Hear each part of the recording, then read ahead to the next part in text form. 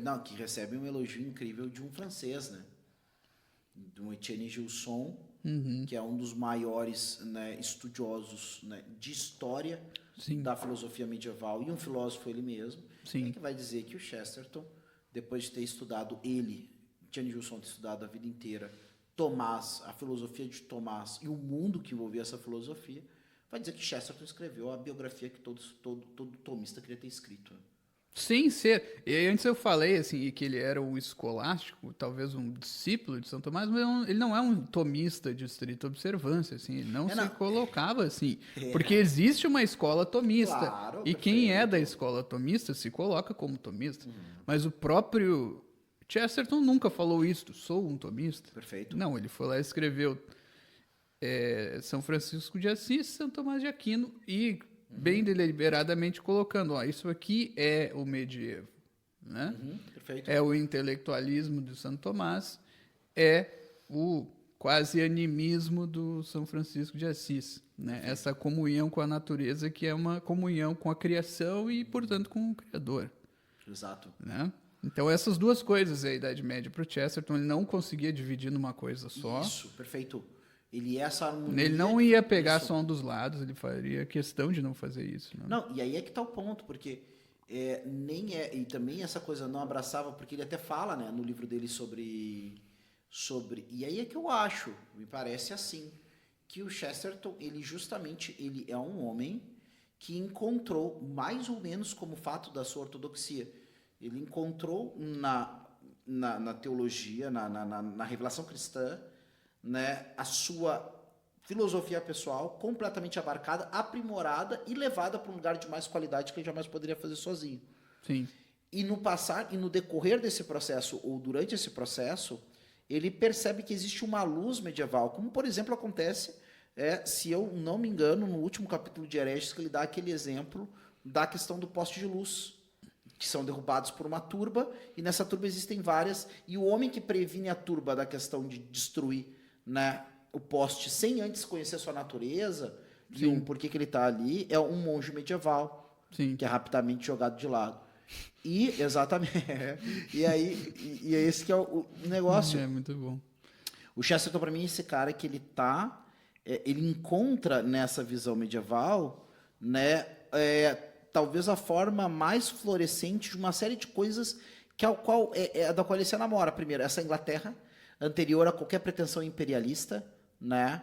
Ou em questão também, que era uma coisa importante para ele, a Inglaterra divorciada do continente. Sim, Porque para ele a Inglaterra era devedora daquilo que também era a França e o resto do continente. O que era a Flandre como local ali, né, dessa cultura muito própria, que não é nem francesa nem alemã, essa cultura flamenga, a França, né, com suas diversas matizes, né, entre outras coisas. Por que não também, né, Espanha e Portugal, sim, né, por uma relação que também é plurissecular, certo, Sim. dos dois lados. Sim. Então, para mim, o Chesterton enxergava a Inglaterra nessa cristandade. Para ele, o verdadeiro império ao qual a Inglaterra parecia, né, encontrar verdadeiramente a sua voz não era o Império Britânico, né, era a cristandade, né? Então, assim, esse cara, tanto é que depois, né, ele vai...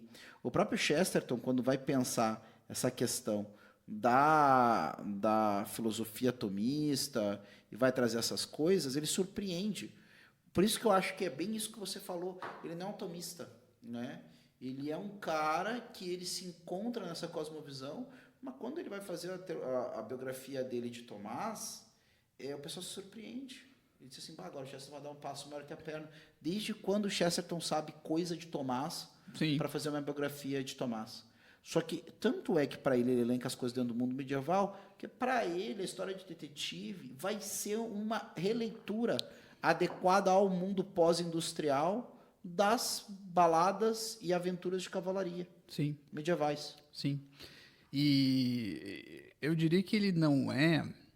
E aqui o pessoal talvez não vai gostar do que eu vou dizer, mas o cara que é estritamente escolástico, ele não consegue ter o humor que o Chesterton tem na argumentação dele. Pelo E o menos é uma só Chesterton. produção, né? É. Não, eu não quero, não é universalizar o que eu estou dizendo, né? Eu acho que em geral, mas geral não necessariamente engloba todo mundo, né?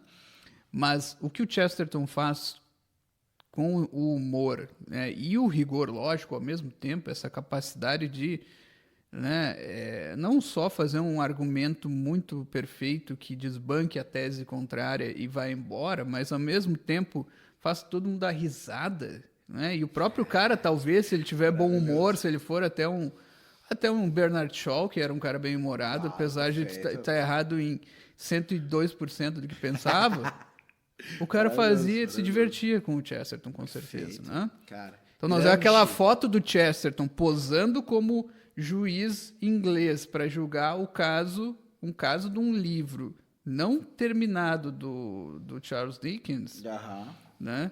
E assim, o cara matou ou não, porque o Charles Dickens estava escrevendo, provavelmente o Chesterton devia, assim, pensa assim, tinha que morrer agora, né? Porque o Dickens, que é o autor preferido dele de romance, estava escrevendo um romance policial até certo ponto, com um mistério, e morre no meio e não revela o que ia acontecer, né? Cara, e aí agora eu senti. Agora sentiu, né? E aí eles fazem lá uma brincadeira, né? Em que acho que o Shaw, ele é um advogado de acusação, de defesa, o Chesterton é uma brincadeira lá, né? Tem até foto disso, né? Que eles, no encontro desses aí, da turma deles, eles fazem essa brincadeira, eles julgam o cara lá, que supostamente é o principal suspeito, ele matou, não matou, como é que o Dickens teria terminado a história, né? É dolorido, assim, Nossa, pensar que o troço ficou inacabado, assim. Eu já fiquei aqui, poxa vida, né? Como é que isso não foi terminado? Não, exatamente. Então, agora não vou me lembrar exatamente o nome do romance, mas é fácil de procurar aí. Eu fiquei pensando agora, comentando isso, né? Rigor e ao mesmo tempo essa questão do humor. Eu fiquei pensando assim, isso não é fácil, não, Rodrigo. Não imagina tu conjugar o rigor escolástico com humor. Não é simplesmente humor, né? Não é assim ser engraçadinho aquele. Não, é um humor inteligente ainda por cima. Não é besterol americano. Não é besterol americano. Né? Não é ser bobalhão, assim, fazer uma careta pra criança dar risada. Exato, ou quinta série, né? Apelar pro constrangimento sexual das pessoas. Ou isso. Pra fazer uma piada, fazer o pessoal rir meio de envergonhado, meio de excitado, né? Então, porque eu tô pensando isso também, né? Chesterton, agora falar uma besteira ou não, Chesterton como um último Goliardo, assim, como um cara que talvez fosse esse cara justamente que fosse um Goliardo bem católico. Bem católico, assim. Um bom estudante, sim. Mas um cara que não... Cara, perfeito. Ele não dispensava uma taberna, né? Não dispensava... Uma boa música e um... Ele... É isso, é toda o medievo, né? Então, exato. Assim, é a taverna, é a pequena propriedade, é as guildas, é tudo isso que ele queria trazer.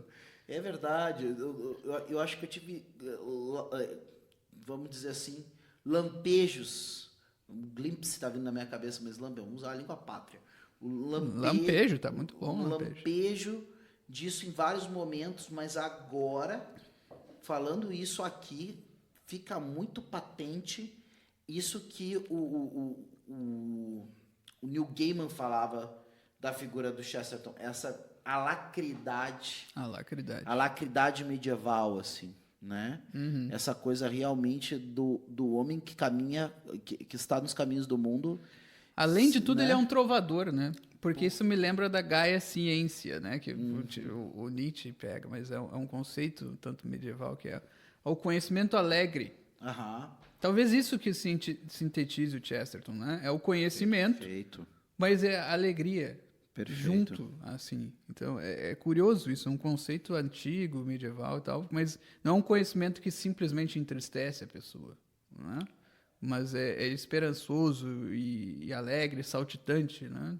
Tu viu o Chesterton, não pensava um cara saltitante, mas a alma dele, pelos textos, saltitava, né? De assunto em assunto, de piada em piada, de tirada em tirada. Perfeito. Não era um negócio que ficava parado, modorrento e tal.